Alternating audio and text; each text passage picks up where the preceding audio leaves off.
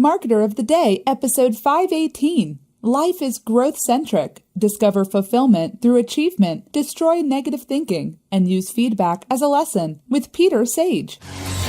Hey everyone, and thanks for listening to the Marketer of the Day podcast. We're talking with Peter Sage, and Peter is a serial entrepreneur, author, master trainer, international educator, philosopher, and public speaker in the field of human behavior, personal development, and the psychology of success. And Peter has started, founded, and built over 20 companies over the last quarter century across a diverse variety of industries, including the Energy Fitness Group, Worldwide Health Corporation, and he's very humbled to have shared the stage with Sir Richard Branson, U.S. President Bill Clinton, and many others, and his client list includes several governments, members of royalty, Google, and NASA, so we have a business celebrity in the house. How are things, Mr. Peter? Well, I don't think I've ever been called a business celebrity before, but I appreciate the introduction, and things are fabulous, with a capital F. It's a great time, very exciting time to be alive.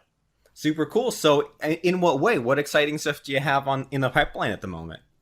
And not just myself in general. I'm talking about life in general. I mean, we live at such an exciting time that it's almost not a day goes by without really reflecting back on the fact that for many, many years, a lot of people, a lot of clever people, a lot of scientists have dreamed about the kind of time in history that we're operating from now. And I was just been reviewing some of the latest technologies coming through, and where we're heading as a group, especially in business, is just stunning. It's, as an entrepreneur, I remember the time where I used to have to invest about $1 million in capex to create something that isn't a patch on what I can get now for $5 a month on an app. I mean, it's just very exciting.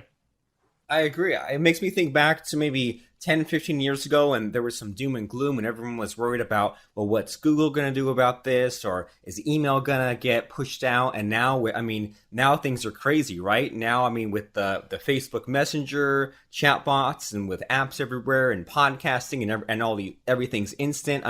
I agree with you. Things are looking up, but it seems like there's also a lot of chaos and confusion. So sometimes it's there's all these new opportunities available for me, but sometimes it's hard to stay focused or get heard from the noise in the crowd. So, so we have all these things going on. And so what is the latest in the Peter Sage world? What do you have going on in your business these days? Right. Well, I'm essentially got a business school that I run once a year, which is coming up next week, which I'm very excited about. I've been so looking forward to this particular event. But personally, I'm spending a lot of time right now being able to communicate my thoughts through writing.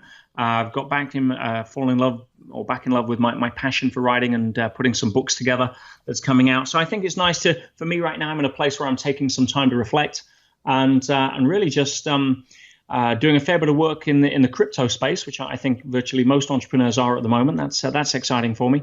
But from a reflective place, I've learned a lot over the last 12 months in terms of many different experiences I've been through, and as a result, I'm consolidating that into ways that I can hopefully add some value and help a lot of other people.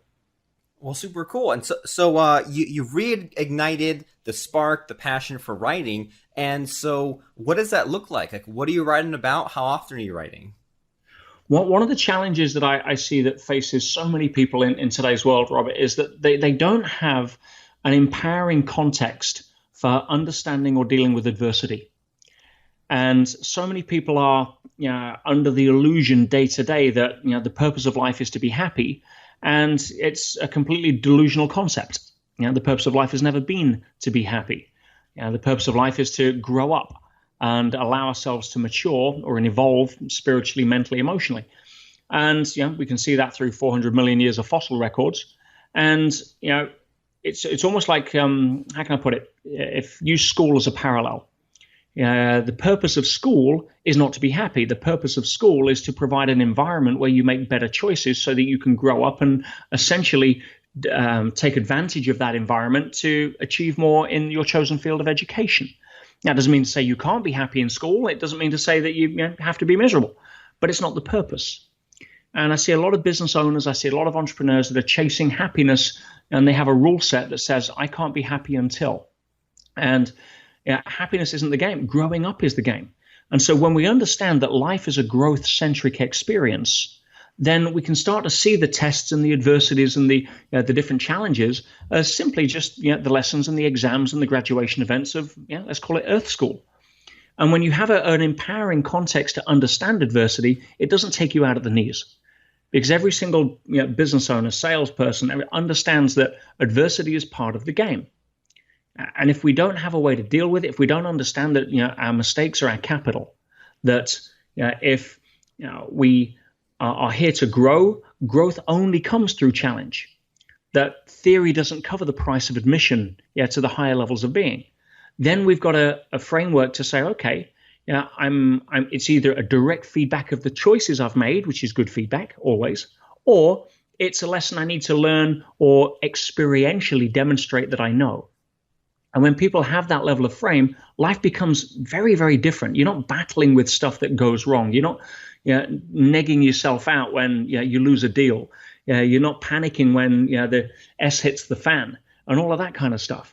And so really one of my main books right now is really understanding how to become your best when life gives you its worst through recontextualizing your relationship to it, if that makes sense.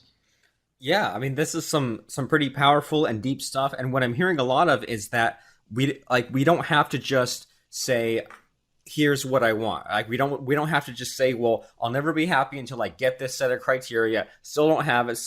That seems like a really miserable existence. And you're making me think back to maybe when I was in my early 20s, I was just having, a bad day and I was hitting every red light when I was coming home. And I think I finally, after 10 red lights in a row, I was driving my car up until this green light, and I was way too far away to make the light, and it turned yellow. And I remember thinking to myself, well, if this light changes if I get to this light and it's red before I get to it, then I'll be such a loser. And the light turned red, and I felt really down about myself. And then I was thinking, well, why the heck did I set myself up for that? And it was just one of those things where, and maybe you can relate, but it was one of those things where it just kind of happened, and I was really young and just let the negative thinking get away from me. And then before I knew it, I had to re-examine and say, whoa, it was just a little bit of I don't know, anger and the bad stuff, and I just kept getting pushed more and more until just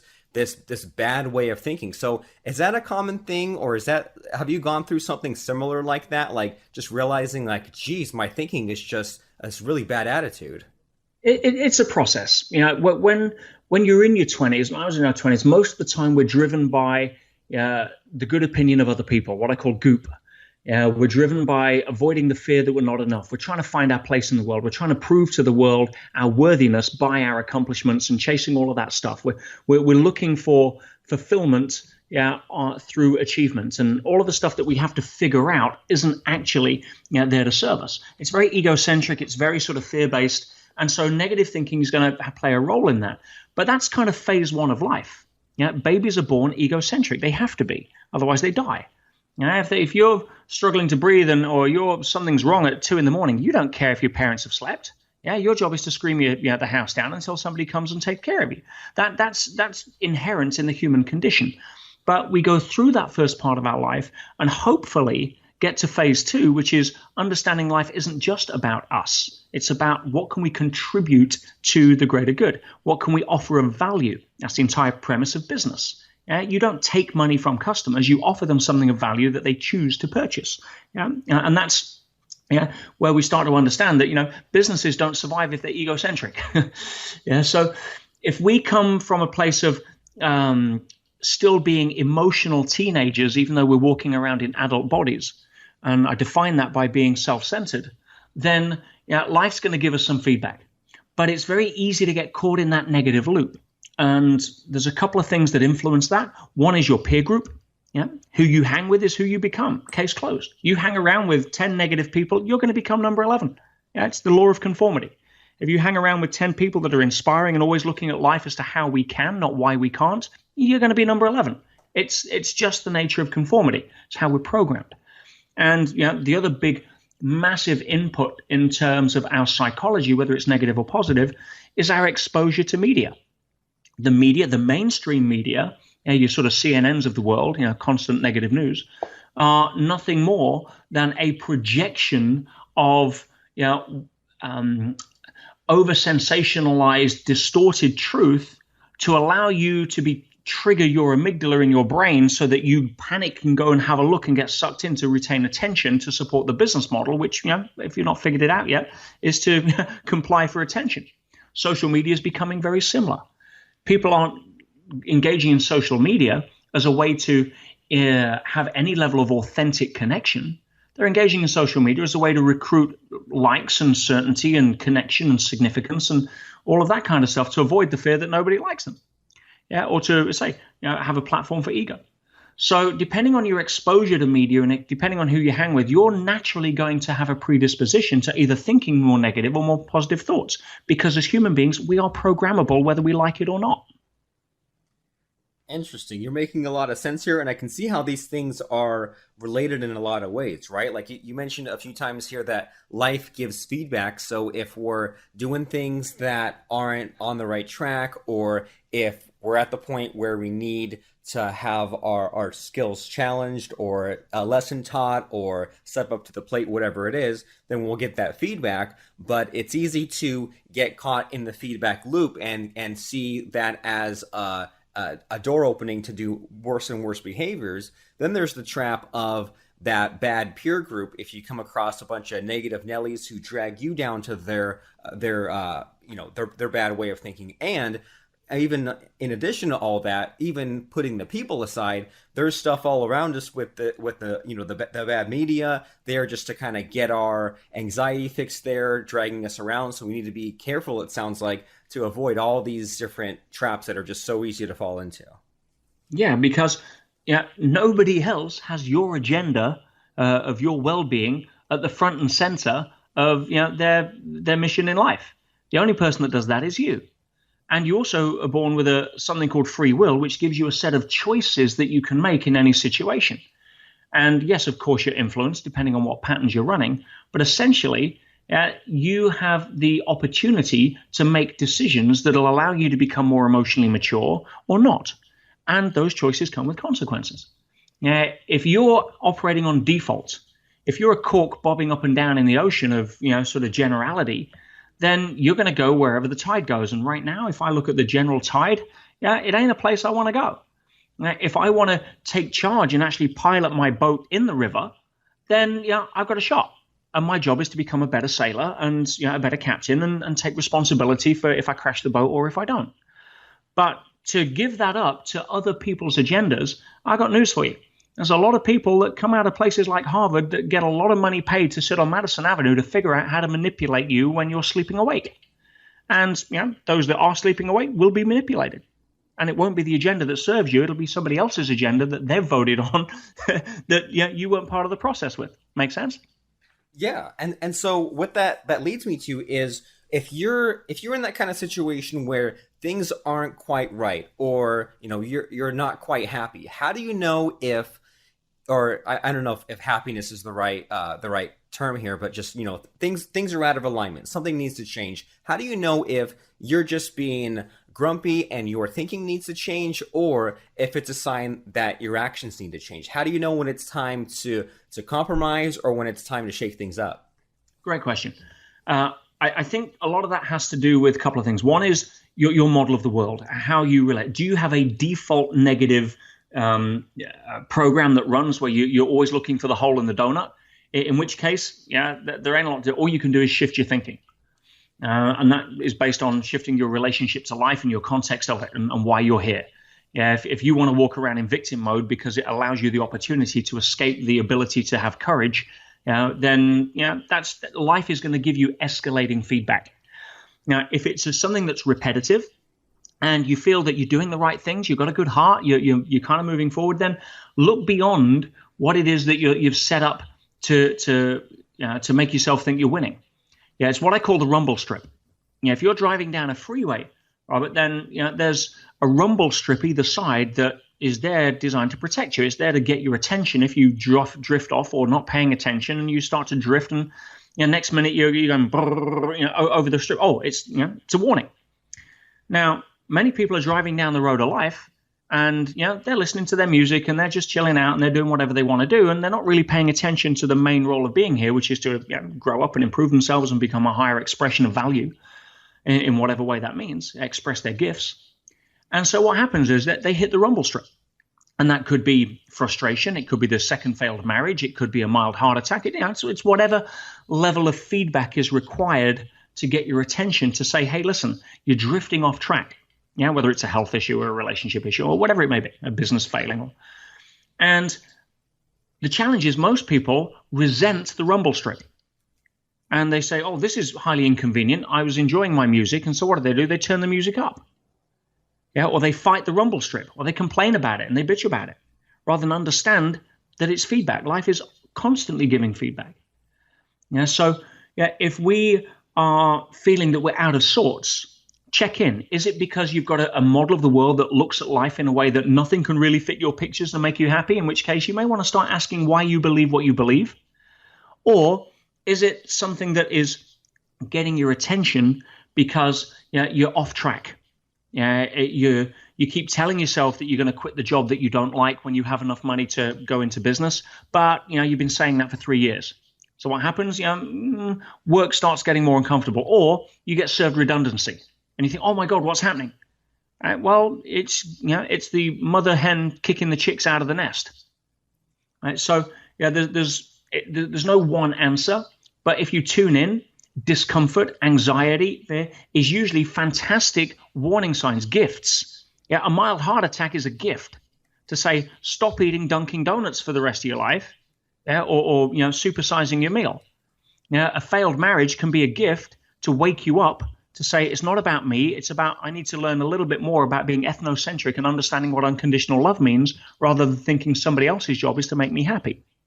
Every situation's unique. But if you look at your adversity, if you look at the rumble strip as something to combat, something to ignore, something to bitch about, something that is interrupting your music, and you focus on turning the music louder, then I'm sorry, it's life is going to give escalating feedback, and the next time you might be going off the verge. Right, scary stuff. And So I love this metaphor of the rumble strip. And what I'm hearing from that is that we should be looking for the root cause and not necessarily the immediate symptom. So we come across the rumble strip, don't just turn out the music, actually look at, okay, this is a warning sign. Why is this happening? As opposed to just putting out the fires and just dealing with the day-to-day there. So with all of your recent writing and introspection and all these things, I'm sure you must have some crazy stories to tell us. So is there anything come to mind about maybe what's the number one most useful experience you've gone through? I can certainly share that. In the last 12 months, a year ago, I was putting one of my 3-day business school events together. Everything was on track. I was top of my game.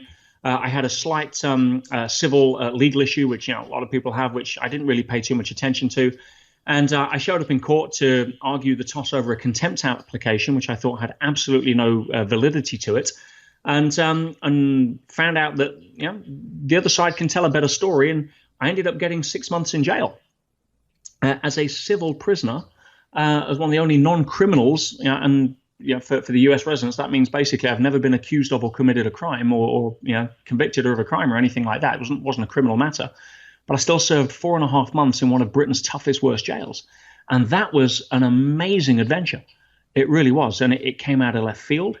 But I was talking to somebody today, and I said, something, I kind of miss it in some respects. It was such a profound level of learning. I had a lot to learn about my own ego in that respect as well, because that's probably what put me in there. When I was in court, I was kicking back against the what I felt was the unjustness of what was happening, rather than trying to explain to the court my side of the deal. And from that place, I went in. I saw myself as a secret agent of change. And I thought this is a great opportunity for me to be able to demonstrate if I can walk my talk in different areas. And I'm very proud. I created a lot of change inside. We got people off drugs, stopped suicides. I won national awards, all of that kind of stuff. But coming out of the back end of it, I'm like, wow, what, some of the initially most challenging areas of your life are the ones that bring the greatest gifts. And I think it was Steve Jobs that said, you can never join the dots going forwards, only looking back. And being able to look back at that experience and how enriching it was. And of course there was tough times. It was one of the most violent places in England. 3 deaths in 1 week, I think, was the worst week I was there. But to be able to look at that and see all of the different aspects of a society or an area of society I would never have had the opportunity to be able to touch, and people who I would never have had the opportunity to work with. In fact, I've got a prison scholarship running for my next event. I've got several inmates that are coming to my business school next week. So there's a lot of things that came out of that more than just the experience. But going through and seeing what was almost adversity. I mean, I lost my business, I lost my staff, I almost lost my home. I got covered in hundreds of thousands of legal fees and all of that stuff. And at the time, I'm like, well, okay. In the movie of my life, I'm now 6 months on location filming the prison scene. Let's step up and be the best actor I can be and see what I can do. So, it was a great graduation event, but certainly many lessons came out of that, reflective ones I needed to learn about ego, but also lessons about, how humbling it was to be able to see a side of life that, there for the grace of God go I, and be able to go and practice what I preach in a different environment. So, that springs to mind.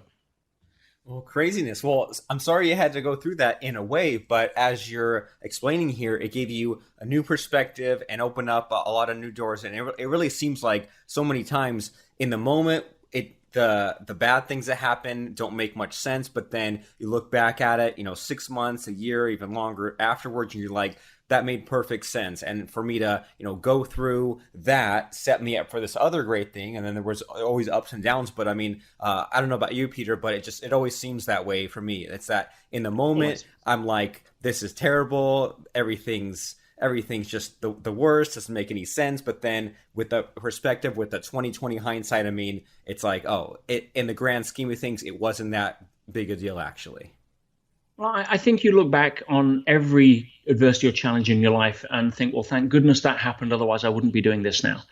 And one of the first things I did when I went in, and this was, if many people have seen Prison Break, it's kind of the same setup. It's that level of jail, and or Shawshank, and it was a case of, when I went in, I wrote down on a piece of paper, a sign, and it was a quote from the late great Napoleon Hill, and it was, every adversity carries with it the seed of an equivalent or greater benefit. And I stuck it above my cell door.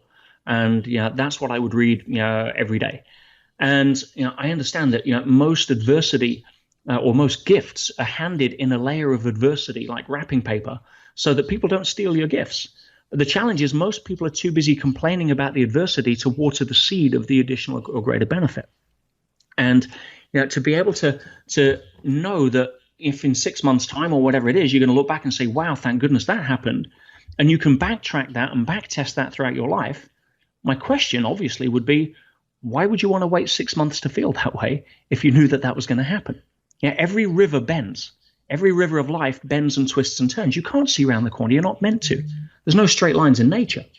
So when you understand that as long as I know I'm in the right river, I don't care if it bends left or right. I'm going to go enjoy the scenery. And there's going to be rapids. And if there's rapids in my river, it's probably because I need to build the strength in my arms to lift the goal that I'm going to get 5 kilometers downstream.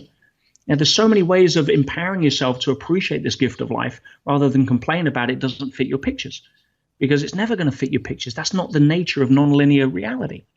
And to be able to see that in advance is a very empowering relationship to have against things that don't go your way. Amazing stuff. Well, you're really making us think, and I think that I'm going to add this episode to my own playlist for those days when I feel like I'm down or I think I need a little bit of a pick-me-up. I mean, you're so right. The river bends, and there's always that hidden benefit. And I mean, so this is a lot of great stuff. And so I'm sure people listening are thinking and saying, well, geez, this Peter guy, it sounds like he has things all figured out. I want to hear about his 3-day business school and other things he has going on. So can you drop some links for us? Can you tell us what sort of websites, what sort of offers you have for us today? Yeah, absolutely. I mean, petersage.com is my main site where you can go check everything out. I've got a lot of free content on YouTube, which I try and add as much value to as possible. And yes, definitely, I'm more than happy to offer some great benefits to your readers and listeners to come and play with me. We have a live stream option as well, which a lot of people around the world dial into. We have a great blast, and I'm sure we can offer a very worthwhile discount to you guys for being such amazing listeners on this channel. So we'll make something happen. I also have a copy of all of the letters that I wrote from inside. Every 2 weeks, I wrote to my coaching groups, the Master Circle and the Elite Mentorship Forum. And it really gave a real-time commentary of what I was doing inside and how I was doing it and the tools I was using to be able to cope. And it's almost a how-to manual for how to deal with adversity. And when I came out, I got so much feedback from the group saying, you have to publish this. And I go into, again, how I stop suicides, so people can do it at home. If it happens or crops up, how to be able to shift your awareness from being a victim into being completely empowered by the same scenario. And so I've put that together. It's called the Inside Track. And that's on my website. I'll send you a link where your readers can download a complimentary copy for themselves as well. It contains a whole load of gems in there, some of my best work, because I was tested. I needed to produce my best work to be able to do what I did inside. And that's something that I'm very proud to be able to offer to the world.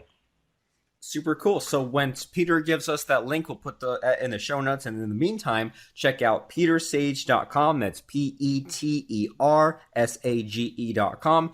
Check him out on YouTube. Check out that live streams, and then check out those letters, the Inside Track, once we get the link hooked up. So, lots of great stuff today, Peter, and you've given us a lot to think about, a lot to chew on, a lot of things about reframing and repositioning those bad days or those negative thoughts or those things that we looked at as failures are actually setting us up for something better. There's a saying, if you think you had a bad day, you don't know how many even worse days your bad days saved you from. And lots of good days in there too as well, right? So petersage.com is the place to be. And thanks so much, Peter, for stopping by and telling us the life lessons you've gleaned from some of your scary adventures, and from dispensing some of this great wisdom as far as the way we need to be thinking, the things that we need to do, so that way we don't live that average life. That way we don't get stuck in that feedback loop. Instead, we have that more enlightened thinking. We set goals. We deal with the adversities. We do all the stuff that we need to be doing and should be doing, because we don't know how many days we have left. So